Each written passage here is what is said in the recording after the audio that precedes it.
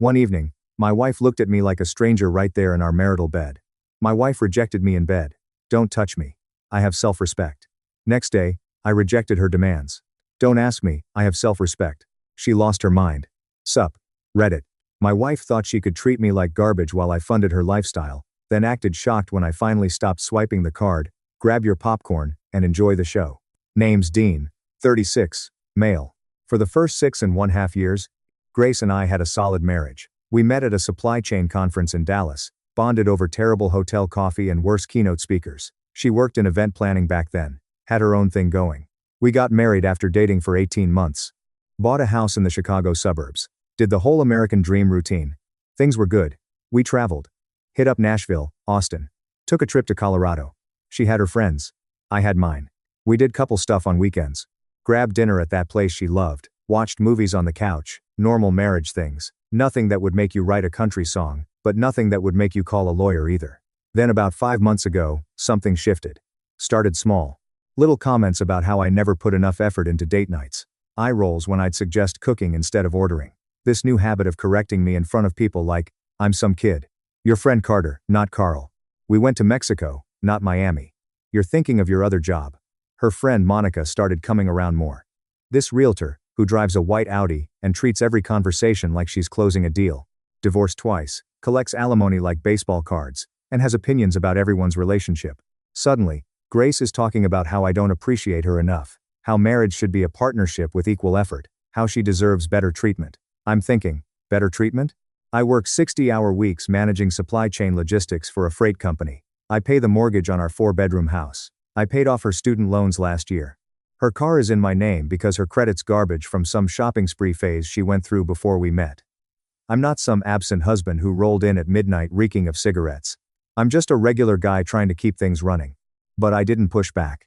Figured it was a phase. Maybe she was stressed about turning 31. Maybe Monica was in her ear about something. I stayed calm. Kept doing my thing. Figured it would pass. It didn't. 3 months ago, she quit her event planning job. Said her boss was micromanaging her. Before that, it was a coordinator position at a nonprofit she left because the hours were too demanding. Before that was something else, with some other excuse. She's been unemployed since January. Spending her days at yoga classes and lunch dates while I'm handling shipments from Cleveland to Atlanta, wondering when she's going to start contributing again. I didn't nag. Just kept the bills paid and my mouth shut. Figured she'd find her footing eventually. 2 months ago, the bedroom started getting cold. She'd pull away when I reached for her at night. Say she was tired. Say she had a headache. Say she just wanted to sleep. Fine, whatever. Not every night has to be date night. But it became every night. Then it became her flinching when I'd touch her shoulder. Then it became her moving to the far edge of the bed like I had a disease. Last night was the breaking point. I'm lying in bed reading something on my phone. Grace is next to me doing her nighttime routine. She gets into bed, settles in on her side, facing away from me. I put my phone down, lean over to kiss her goodnight. My hand brushes her shoulder. She jerks away like I electrocuted her. Don't touch me, she says, and her voice could probably slice through steel. I respect myself too much for that. I'm frozen there, hands still in the air. What? You heard me, she says, still not looking at me. I respect myself. I'm not just available whenever you feel like it. Grace, I say, keeping my voice level. I was going to kiss you good night. That's it. She finally turns around and there's this look on her face, completely shut down, like she's been waiting for this moment to make some grand statement. I don't care what you were going to do, my body, my choice. And I choose not to be touched by someone who doesn't appreciate me. Someone who doesn't appreciate you, I say. And I can hear the edge creeping into my voice now. What exactly am I not appreciating? She sits up now, getting that holier-than-thou attitude she's been carrying lately. That's exactly the problem, Dean. You think money equals love. You don't see me. You don't value me as a person. I laugh. It just comes out because this is so ridiculous. It's almost performance art. I don't value you. You haven't worked in 5 months. Grace. You spend your days at brunch with Monica, talking about how hard marriage is, while I'm in traffic for 2 hours dealing with actual problems. Her face goes red. Get out. What? Get out of this bed. Sleep somewhere else. I don't want you near me. I stare at her for a long moment, looking for some sign this is a joke, some weird test. Something other than my wife of 7 years telling me to get out of my own bed. Fine, I say, grabbing my pillow. Good luck paying the bills with your self-respect. I walk out, close the door, and head to the guest room. I lie there staring at the ceiling, listening to the house settle, and something clicks. This isn't a phase, this isn't stress. This is her rewriting the rules and expecting me to just accept it. Not happening. I pull out my phone and text Carter. You around tomorrow? Need to grab a drink and talk. He responds 30 seconds later. Yeah, man. Everything good? I type back. Define good. 20 minutes later, I'm still awake when I hear Grace go into the bathroom, hear the water running, hear her doing her whole routine like nothing happened. Like she didn't just blow up 7 years of marriage over a good night kiss. I don't go back in there. Don't apologize. Don't try to smooth things over. I just lie there thinking about my next move. I've been playing defense for 5 months, blocking her shots, absorbing her hits, trying to minimize damage. That's done now. Time to switch it up. And I'm pretty good at playing offense. Morning comes and I'm up at 6 out of habit. The house is quiet. Grace is still asleep or pretending to be. I shower in the guest bathroom, get dressed, head downstairs to make coffee. Our neighbor Barb's already in her front yard when I step outside to grab the paper. Barb's this 60-something woman who's lived on our street since dinosaurs roamed the earth. Knows everything about everyone. Morning, Dean? She calls out. You're up early. Everything okay with you and Grace? Everything's fine, Barb. She gives me this suspicious look. Well, if you two need anything, I'm right here. I nod. Head back inside. Barb's harmless, but she's also going to be all over this when things inevitably blow up. Note to self. When the divorce goes through, Barb's probably host a neighborhood meeting about it. Bring casseroles. The whole production suburban gossip networks make the CIA look like amateurs. Inside, Grace is up. She's in the kitchen in yoga pants and an oversized sweatshirt, phone in hand. She doesn't look at me when I walk in. Morning, I say just to see what happens. She doesn't respond, just keeps scrolling. I pour myself coffee, lean against the counter. We doing the silent treatment now? I don't have anything to say to you, she says, still not looking up. Cool, I say. Then don't expect me to stick around tonight. Got plans? Her eyes flick up for half a second. What plans? Poker night at Carter. I say it casual. I've been going to Carter's poker nights for 6 years. Same guys. Same setup twice a month like clockwork.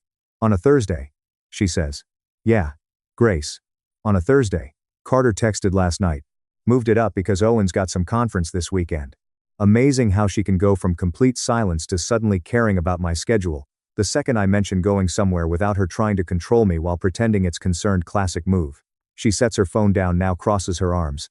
You can't just make plans without telling me. I just did. I say, rinsing my mug in the sink. And technically, I did tell you just now. That's not how marriage works. Dean. I turn around, look at her straight on. You told me to get out of our bed last night because I tried to kiss you. You said you don't want to be touched by me, so I'm giving you space. Be grateful. Her mouth opens like she's about to fire something back, but I'm already walking out the door. At work, I'm running on 4 hours of sleep and pure spite. Got 3 shipments delayed in Ohio. A client screaming about late delivery and my assistant manager calling in sick again. I spend 4 hours on the phone fixing other people's problems, then another 2 in a planning meeting that could have been an email. Carter texts around noon. You good for tonight or was that an SOS? I text back both. He sends back a laughing emoji and bring cash. I'm taking it all tonight. By 6 p.m. I'm at Carter's place. He's got a downtown condo, bachelor pad setup, leather furniture, massive TV, poker table. Owen's already there, quiet as usual, setting up his chips. Owen works IT security, never talks about it. He's got this deadpan delivery that makes everything funny. And then there's Brendan, sales guy, currently on his second marriage, paying alimony to the first wife. Dean, Carter says when I walk in, you look like garbage. What happened, Grace? I say, dropping into a chair. Say no more, Brendan says, dealing cards. Women are complicated. That's why I married, too. Owen doesn't look up from his chips. How's that working out? I'm broke and happy, Brendan says. Living the dream. That's not what you said last week when you were crying about your bank account, Owen says. I wasn't crying. Carter laughs. You guys want to actually play poker? Or should we schedule a therapy session? We're settling into the first hand when there's a knock on the door. Carter gets up to answer it and I hear her voice immediately. Grace. She walks in like she owns the place. Monica right behind her. Hope you guys don't mind, Grace says. All fake sweetness. We were in the neighborhood. Carter looks at me. I shake my head slightly. Carter's too polite to kick them out, even though this is clearly some ambush Grace planned. Sure, he says. Pull up a chair. They settle in on the couch behind the poker table. Monica immediately starts asking about the condo. How much Carter pays, whether he owns or rents. We're halfway through a hand when Grace starts. Dean, she says loud enough for everyone to hear. You're probably going to lose all your money tonight again. The table goes quiet. Brendan looks at me. Owen stares at his cards. Carter deals the next one slower than necessary. I look at her calm. If I lose, it's my money. You're not exactly bringing in income right now. Her smile twitches. Oh, come on. Don't be sensitive. It's just a joke. Yeah, I say, tossing a chip into the pot. Hilarious. Monica laughs this fake laugh. Grace is just keeping you humble, Dean. All men need that I ignore her. Focus on my cards.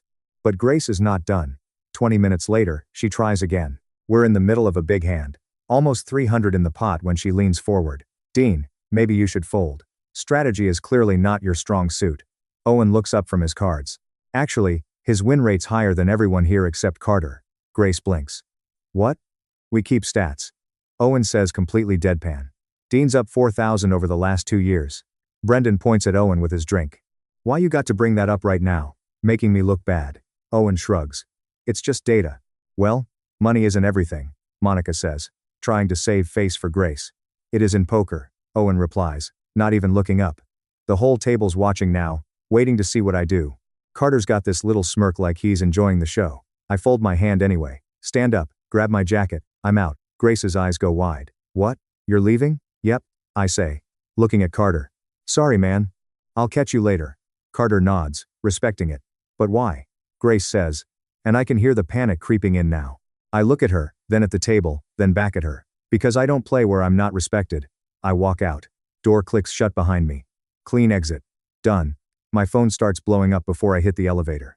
Grace calling. I decline. Monica texting. I delete it. By the time I'm in my car, I've got 4 missed calls. I text Carter. My bad for the scene. He texts back immediately. Don't apologize. That was the most interesting hand we've played all year. I drive home the long way. Grace showed up to humiliate me in front of my friends. When it didn't work, when I just left, she panicked. She wants control, wants me to chase her, beg her, prove myself. Yeah. No, I didn't sign up for that game show. I get home around 10 o'clock. Grace's car is already in the driveway. I walk in and she's in the living room, arms crossed, ready for round 2. Really? Dean? She says. You just embarrassed me like that? I embarrassed you? I say, heading for the stairs. You showed up uninvited to my poker night just to take shots at me. That's on you. I was trying to spend time with you, she says, voice rising. No, I say, stopping on the 3rd step. You were trying to prove something to Monica. Maybe prove something to yourself. I'm sleeping in the guest room again. Figure out what you want from this marriage because I'm done guessing. You can't just. She starts, but I'm already upstairs. Door closed, done with the conversation. I lie there thinking about next steps. This isn't fixable. This is broken at the foundation. Tomorrow, I'm calling a lawyer. The next morning, Grace is gone before I wake up. No note, no text, just an empty house. Fine by me. I make breakfast. Actually, enjoy the silence. Head to work without any drama. Around noon, my phone rings. Unknown number from Milwaukee. I almost don't answer, but something tells me to pick up. Dean, a woman's voice says. Sharp, judgmental. It's Caroline. Caroline.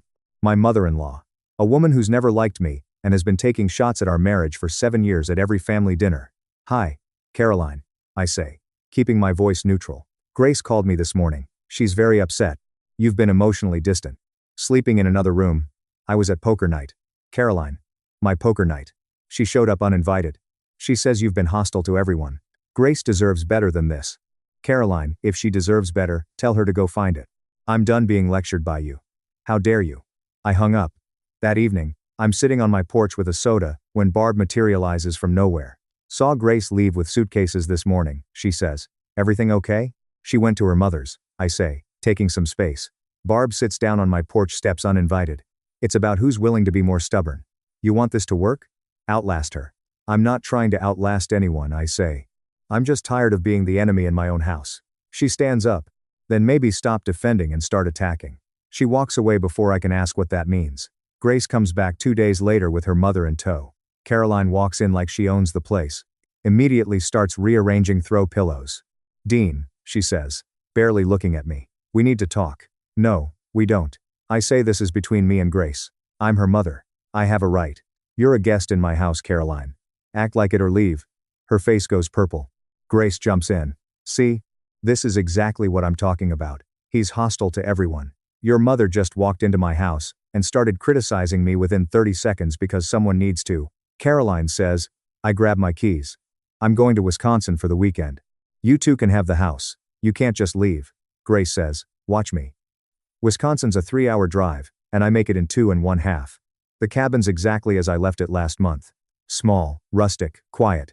I spend the weekend fishing, reading, not thinking about Grace or Caroline or any of it. When I get back Sunday night, Grace is calmed down. Caroline's gone. We exist in the same house for another week without talking much. Then Wednesday morning, she corners me in the kitchen before work. What's this? I ask. Marriage counseling, she says. I found someone. We have an appointment Friday. I'm not going. I say. Dean, we need help. No. Grace, you need to decide what you want from this marriage, because I'm done being your emotional punching bag while you figure yourself out. I'm trying to fix this, she says, getting louder. By ambushing me with appointments I didn't agree to? By bringing your mother here to attack me? That's not fixing anything. My phone buzzes. Text from Carter. Monica's throwing a barbecue Saturday. You and Grace invited. Should I make an excuse for you? I text back. I'll be there. This is going to be fun. Saturday comes and we show up to Monica's house separately. I get there first. Grab a spot with Carter and Owen near the grill. Monica's backyard is ridiculous.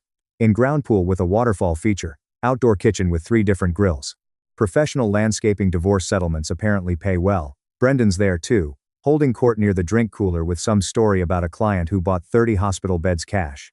Grace shows up 20 minutes later with Caroline in tow because of course she brought her mother. They make a beeline for Monica and 2 other women I don't know. All of them immediately start that high-pitched cackling that sounds awful. This is going to be a disaster, Carter says, watching them. Yep, I say taking a drink. Should have stayed home. Why'd you come? Owen asks. Curiosity. I say. Want to see how bad it gets. Brendan walks over with a plate loaded with burgers. Your wife's giving you the death stare from across the yard. We're about an hour in. Food's on the grill. People are mingling when Monica calls out across the yard. Dean, she yells. Can you help Grace bring out the dishes? It's not a request, it's a command, loud enough for everyone to hear. A test to see if I'll jump when she snaps her fingers. Half the yard turns to look. I look at her, then at Grace, then back at my conversation. No thanks, I say. I'm good. Dead silence spreads across the yard. Monica's face goes through about 5 emotions in 2 seconds. Shock, anger, embarrassment, more anger. Excuse me, she says. You've got 2 legs and 2 arms, I say. Voice completely casual. Pretty sure you can handle dishes without me. Grace jumps in now, sounding tense. Dean, don't be rude. No, I say, still not moving. I'm just not taking orders at a party. If you need help, ask like an adult. Don't announce it like I'm the hired help. Caroline steps forward now from wherever she was lurking, pointing at me like I'm a disobedient child.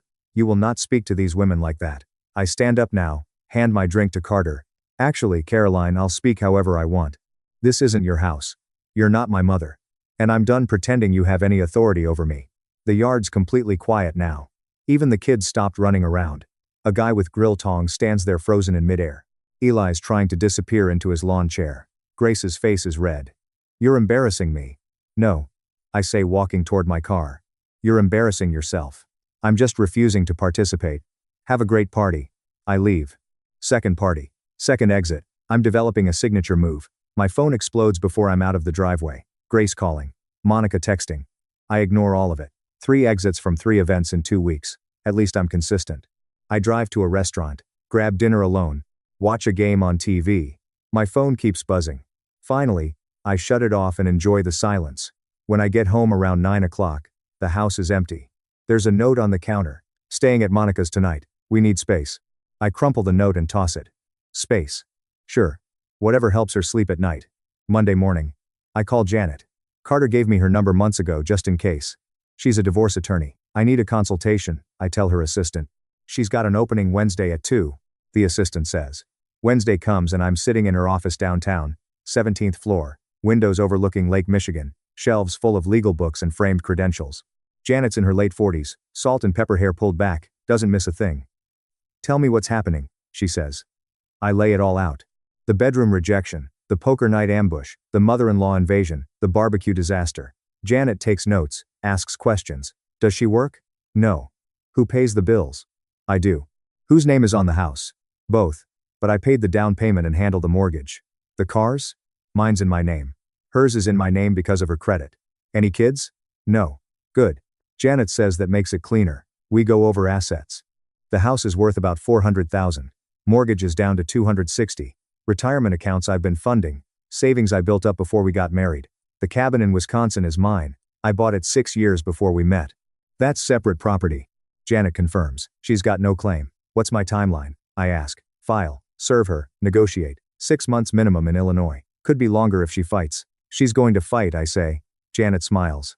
They all do. Until they see the legal bills. Then they get reasonable. I leave her office with a plan. File the papers. Get her served. Move into my own place. Clean break. That evening, I start apartment hunting. Find a place in the city. 1 bedroom, 12th floor. Parking included. Sign the lease that night. Move-in date is 2 weeks from Friday. I don't tell Grace. She'll find out soon enough. The next 2 weeks, I'm preparing moving my stuff to storage, organizing documents, transferring money to accounts only in my name. Grace is too busy with Monica to notice. She's barely home anyway. I'm sleeping in the guest room every night. We barely speak. She leaves passive-aggressive notes. I leave cash on the counter and go to work. Barb catches me loading boxes into my truck one morning. Moving out? She asks, not even trying to be subtle. Yep, I say. She nods. Good for you. You want my advice? Not really, Barb. She gives it anyway. Don't let her make you the bad guy. Women like that rewrite history to make themselves the victim. You stick to your truth. Thanks, Barb, I say, actually meaning it. Friday comes and Janet files the papers. I get confirmation at 2 p.m. Process servers scheduled for Monday morning. I spend the weekend moving the last of my stuff out. Grace is at her mother's in Milwaukee, doesn't even know it's happening. Monday morning, 9 a.m. The process server shows up at our house.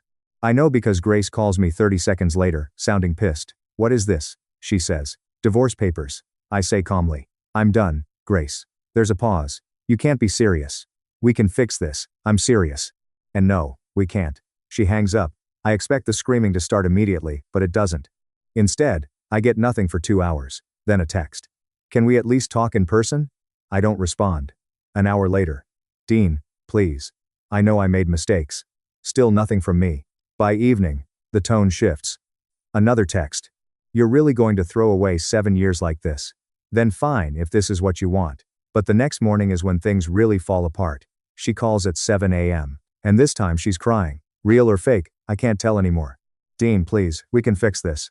We can go to counseling. I'll change. I'll do whatever you want. You had 5 months to change, I say. You chose not to. Now deal with the consequences. The tears stop instantly. I'm going to fight this, she says, and her voice gets hard. You'll regret walking away from me. Fight all you want. My lawyer's ready. I hung up. She calls back immediately. I decline and turn my phone off. That evening, I'm at my new apartment unpacking boxes when someone starts pounding on my door. I look through the peephole and it's Grace. Her face is red, makeup smeared, hair a mess. I don't open the door. Dean. She yells through the door. Open up. We need to talk. No, we don't, I say from the other side. Please, she says. And now she's crying again. I was confused. Monica was in my head. I'll fire her as a friend. I'll do anything. Interesting how we're at the bargaining stage already. Usually takes longer. She must be more desperate than I thought. Grace, go home, I say. This is your fault, she screams, flipping instantly. You gave up on us. You quit. You're weak. I'm done engaging, I say. You've got my lawyer's number. Talk to her. I'll take everything, she yells. The house, the money, your retirement. You'll have nothing. You can try, I say. She pounds on the door for another 5 minutes. Yells threats, cries, begs, yells more threats. Finally, building security shows up and escorts her out. They call me after. Sir, is everything okay? Do you need to file a report? No, I say, just a domestic situation. It's handled. Over the next week, she tries everything. Day 1, she tries apologetic. Long texts about how she's been reflecting, how she sees where she went wrong, how she wants to rebuild trust. I don't respond. Day 2, she tries bargaining. Shows up at my work with coffee, asking if we can just talk for 5 minutes. Security escorts her out. She waits in the parking lot for an hour before giving up. Day 3, she sends Monica. She corners me at a coffee shop near my office, starts her pitch about how Grace is just scared and confused. I walk out mid-sentence. Day 4, the anger breaks through, texts shift from apologetic to accusatory. You gave up on us. You quit. You're weak. This is all your fault. Day 5, she tries using mutual friends. People I barely know start texting me about giving Grace another chance, about how marriage takes work. I block them all. And it goes on. Each day, she was getting more unhinged. Day 7, Carter texts. Grace is telling people you abandoned her for no reason. Just FYI, I text back. Let her talk. The truth comes out eventually. Janet calls me Friday afternoon. She's making noise about wanting the house, spousal support, and half your retirement accounts. I told her to get comfortable being disappointed. What's our play? I ask. We offer her exactly what she's entitled to and not a penny more. Illinois is equitable distribution. She gets half the marital assets. That's the house equity and retirement contributions made during marriage. No spousal support because she's capable of working. She can take it or we go to court and she pays legal fees. Sounds good to me, I say. By week 3, Grace is getting desperate. She starts posting on social media about betrayal and broken trust. Vague posts that are clearly about me. Monica shares them all with commentary about how men are trash. I don't respond, don't engage. Just let her shout into the void. Then week 4 happens. I'm at the cabin for the weekend. Invited Carter and Owen up for fishing and grilling. Brendan was supposed to come, but bailed last minute. Something about his second wife having a meltdown. Classic Brendan problems. We're out on the dock Saturday afternoon, completely relaxed. Owen's actually caught 2 bass, which he won't stop mentioning. Carter's caught nothing, but keeps insisting his technique is superior. I'm just enjoying the quiet. This is the life, Owen says, reeling in his 3rd fish of the day. Then we hear a car coming up the drive. We all look at each other. Nobody should be here. The cabin's 40 minutes from the nearest town down a dirt road that doesn't show up on GPS. The car door slams. We hear heels on gravel. Not good. Then we hear her voice.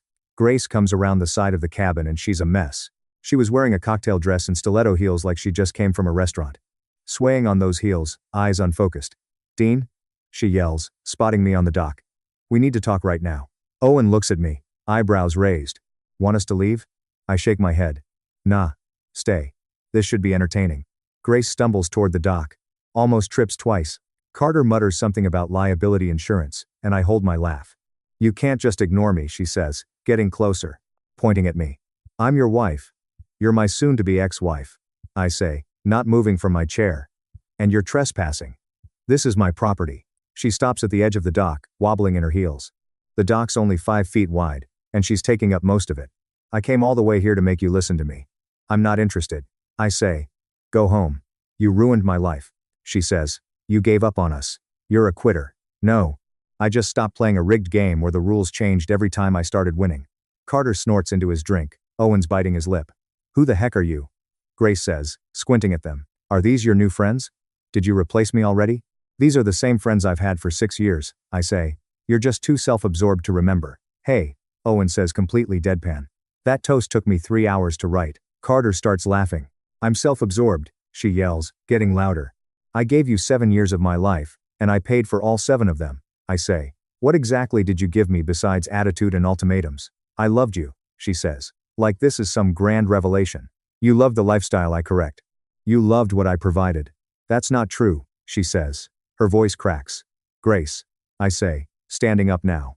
You kicked me out of our bed for trying to kiss you. You humiliated me in front of my friends. You brought your mother to my house to attack me.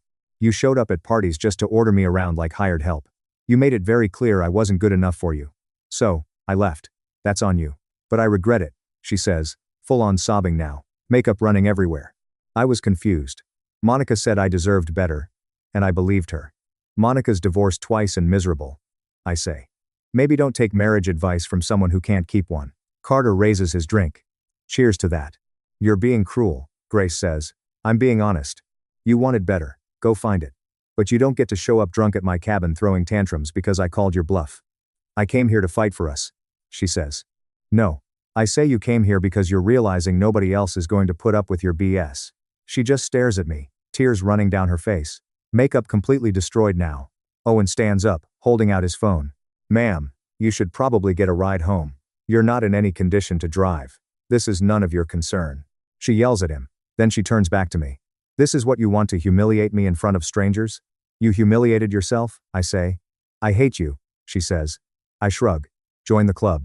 Your mother's president. She lets out this sound, half scream, half sob, and turns to storm off dramatically, which would have been more effective if she wasn't unstable and wearing 4-inch heels on a wooden dock. She makes it maybe 5 steps before her heel catches between 2 boards. For a second, she's teetering there, arms windmilling like she's trying to take flight. Then, gravity wins. She goes down face first, full-on faceplant into the dock. The impact makes this hollow thud that echoes across the lake. Her dress rides up, one shoe flies off into the water with a plop, and she's just sprawled there, making this muffled sound into the wood. Owen's got his phone out before she even hits the deck. Carter's physically shaking with the effort of holding his laugh. His face is turning red. Grace pushes herself up slowly. Pieces of dock stuck to her forehead. There's a red mark forming on her cheek. Her hair hangs in clumps. She looks like she just lost a fight with a ceiling fan. Screw all of you. Did you just take pictures? Did you? She slurs at Owen, still on all fours. Video? Actually. Owen says. Delete it right now. Owen looks at his phone, swipes a few times. Nope. I don't think I will. This is quality content. Carter loses it, just starts laughing. Deep gasping laughs. The kind where you can't breathe. Grace struggles to her feet, one shoe on, one shoe gone. The red mark on her face is already starting to bruise. She's got splinters in her palms that she's trying to pick out while maintaining whatever dignity she thinks she has left. You're all terrible people, she says, voice shaking. I hate all of you. She tries to storm off again, realizes she only has one shoe, takes it off, and throws it at me, misses by about 3 feet. It lands in the lake next to the first one. Well, now you're littering, Owen observes. Should we call the DNR? Carter's sitting on the dock now, just completely unable to function from laughing. Grace limps barefoot toward her car, dress torn at the hem, looking absolutely defeated. Carter pulls out his phone. I'm calling her an Uber. She's definitely not driving. Good call, I say. Also, send me that video. Already did, Owen says. This is the best thing I've filmed since my nephew's birthday party when the clown got attacked by wasps. 10 minutes later, an Uber shows up. The driver takes one look at Grace's wrecked face and torn dress, and his jaw drops. Carter talks to him, probably tips him extra, and explains she's upset, not abused. Grace gets in the Uber, still crying. Her car sits in my driveway. Both her shoes are in my lake. Carter comes back to the dock. Well, that was dramatic. Wait till her lawyer sees the settlement offer. I say. Owen's still looking at his phone, grinning. I'm definitely making stickers of this. We fish for another hour. It's quiet except for the water lapping against the dock, the occasional bird call, and Owen periodically snickering at the video on his phone. 6 months later, the divorce is final. Grace got exactly what she was entitled to under Illinois law. Half the house equity after selling costs, half the marital retirement contributions, her car, that's it, no spousal support. The judge ruled she was capable of working. She tried arguing emotional distress and abandonment. The judge shut both down fast. Total legal fees cost me $8,000, worth every penny. She moved in with Monica permanently after the house sold. Last I heard through the suburban gossip network that is Barb. She got a part-time job at a bank. Probably hates every minute of it. Caroline called me once after the divorce finalized. Told me I destroyed her daughter's life. That I was selfish and heartless. I told her she should have taught her daughter not to bite the hand that feeds her. She hung up. Hasn't called since. Carter and Owen come by most weekends. We do the normal bachelor stuff. Watch games, play cards, order food. Last week, Brendan joined and spent 2 hours complaining about his alimony payments. We made him pay for pizza as punishment. I'm not dating yet. Not interested. Just living on my terms for the first time in 7 years. Life is peaceful. Thank you so much for watching until the end. If you really like our videos, please don't forget to like, share, and subscribe. Have a great day.